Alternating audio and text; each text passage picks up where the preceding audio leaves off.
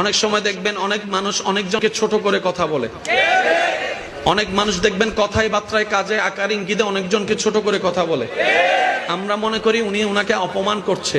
আমি শ্রদ্ধার সাথে একটা কথা বলি, মনে রাখবেন, সম্মান দেওয়ার জন্য তার কাছে আগে সম্মান থাকতে হয়।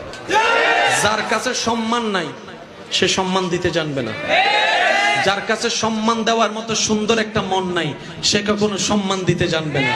তো কাউকে যদি দেখেন আপনাকে অপমান করছে, আপনি বুঝে নিবেন তার কাছে দেওয়ার মতো সম্মান, বুঝার মতো সুন্দর মন, মাফ করার মতো বড় অন্তর। ব্যর্থতা তার, ব্যর্থতা আপনার নয়। তো কারো কাছ থেকে অপমানিত হলে মন ছোট করবেন না। আপনি অপমানিত হয়েছি, এই জায়গায় একটা টেকনিক অ্যাপ্লাই করবেন, সেটা হচ্ছে আপনি ধৈর্য ধরে ওনাকে মাফ করে দিবেন, আল্লাহর দিকে তাকাই ওনাকে মাফ করে দিবেন, দাবি মুক্ত করে দিবেন।